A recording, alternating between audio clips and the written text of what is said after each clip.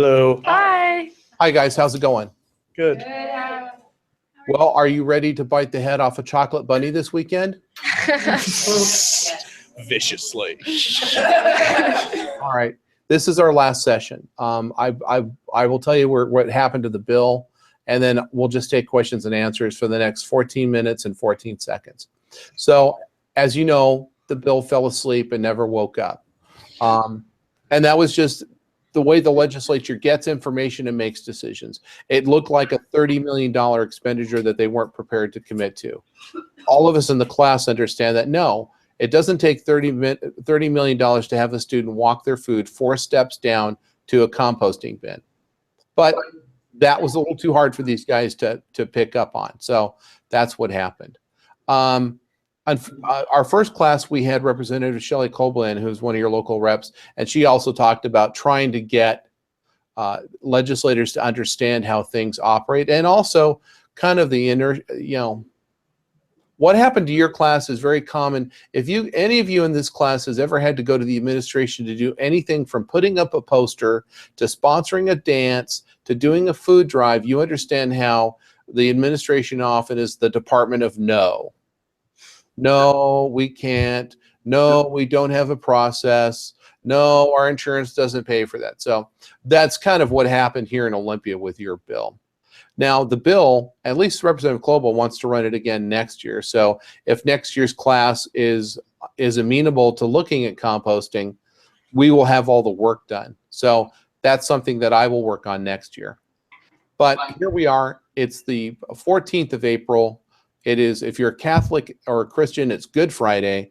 If you're not Catholic or Christian, it's the Friday before Easter or the Friday before the chocolate apocalypse or whatever happens in your household. I'm just going to take questions and answers on any and all topics this morning. I encourage those of you sleeping in the back of the room to think of a question. Yeah. All right, thanks, guys. Sorry. So if next year's class does decide to take our composting bill, what can they do to be more successful than we were? We'll have more time. Here's an example. We now have a sponsor in Representative Colblin. We can bring the legislator could be in the class in January, and they could understand where the bill was heading, and that buys support. There might be more time also to have somebody from ecology or the superintendent's office come in and talk to the class and talk about the mechanics of getting composting in the state's 296 school districts. So in that regard, the next year's class would actually have to do a lot of the real prep work that lobbyists and advocates do, which is lining up all the pieces of the puzzle before trying to build it. This year we kind of jumped into a puzzle in the middle and we're building it in the dark, and we did pretty good. Now, we got nearly one of the first bills ever to get out of committee to a physical committee. It's very difficult to get members to take that serious. Stop yawning back there. We make me yawn. Oh, darn it. Yeah. All of you are in focus, all right? I can see all of you. Don't you be rolling your eyes at me. Anyhow, next question. So what would you say some of the highlights were, like the critical points of our bill this year? Like, what went wrong, what went right? Strong points first. Legislative committees on both sides were amazed by the level of staff prep that your class exhibited. You guys were well prepared. Panel presentation before the Senate, A+. House side, we just have what we say, we have a bad chair. We have a chair who doesn't like scheduling bills that are not of her interest. So we were dead in the water in the House. On the Senate side, you performed within about 85% of all bills, which is only 15% ever get out to the other side. So you guys were runners up in the getting the bill out of committee to rules, and you should not do not feel bad about that. You guys performed very, very, very well, but your bill did not get out mostly because they couldn't figure out the fiscal note. And if there's any bad, that's my bad for not thinking that maybe someone wouldn't read the fiscal note saying, if you're going to do composting, you need to find 30 million within existing revenues. And keep in mind, schools are spending $6.5 billion per biennium. So it's not like they could find the money. Yeah. But otherwise, you guys did a great job. And I don't think You should not look at, do any of you do moot court No. or speech and debate? Yeah, kind of. We have a Junior Statesman of America club here, and some of us in here do that. So, Well, then you'll understand when I say you guys did everything right that you could do. It's just the judges didn't decide that you were the best thing in the room. So you did everything right. It just, the decision was left in the hands of others. Next question. You're at 9 minutes. What were some of the bills that did pass like this session? Well, there are about 400 bills left for the governor to look at as they finish the process.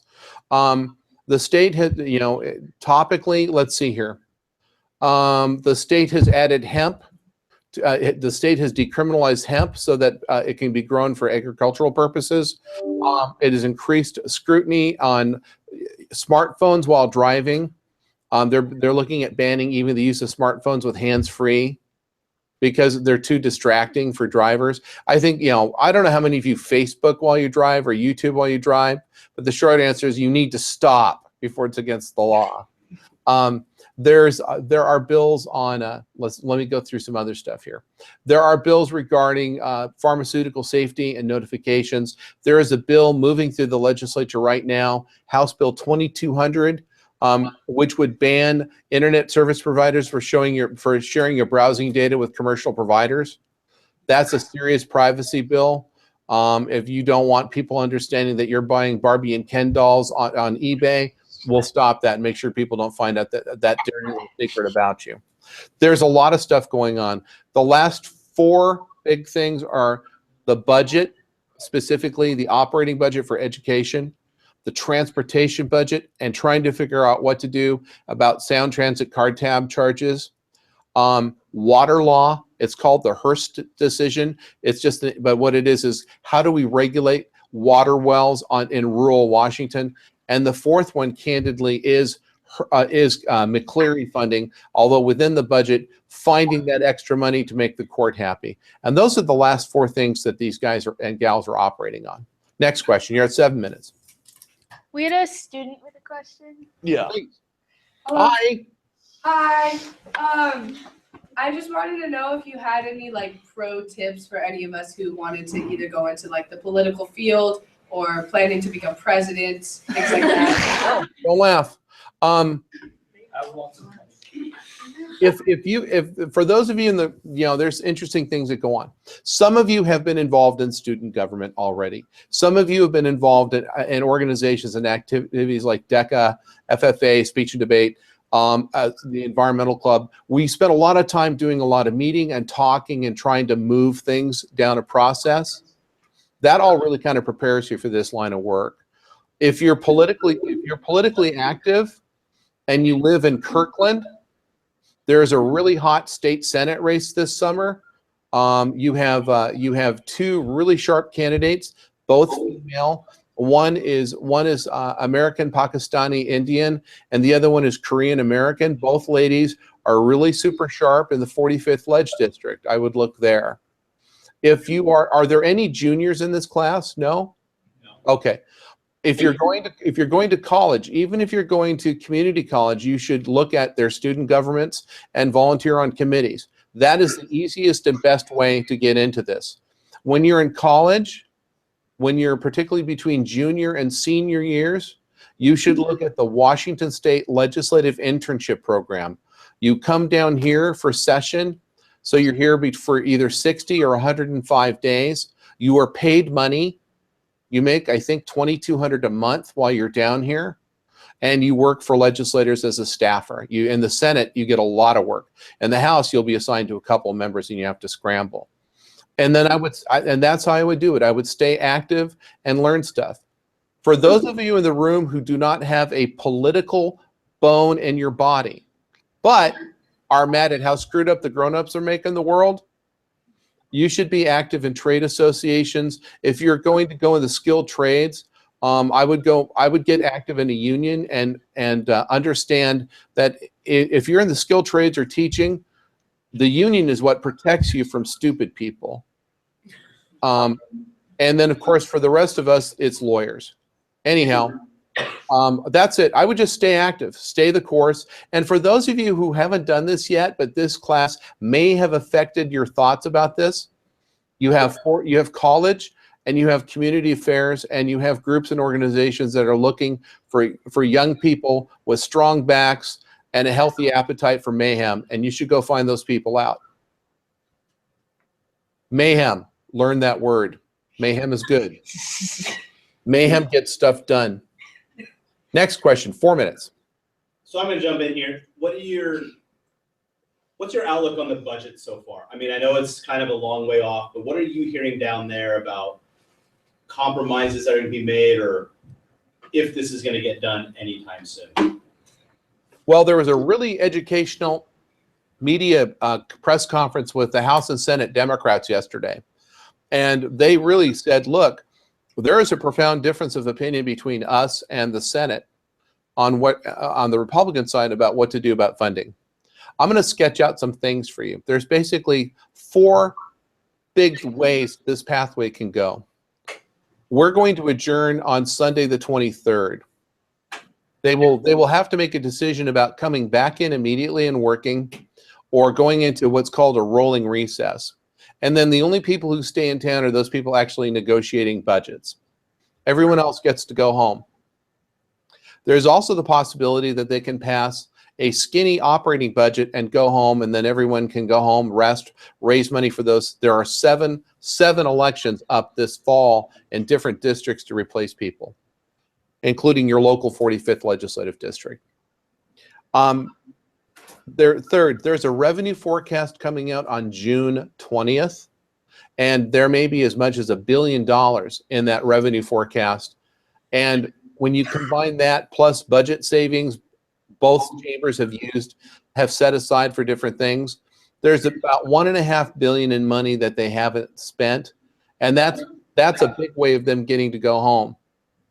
So they could play with that money and then go home. Fourth and finally, they may do nothing about McCleary until next year in a supplemental and just have a one-topic session. That's least likely, because I think the court would finally lose its patience and start putting real sanctions in place. My theory is the following: they will go home for a while, and they'll come back in June and finish the budget just in time for the end of the fiscal year, which is June 30.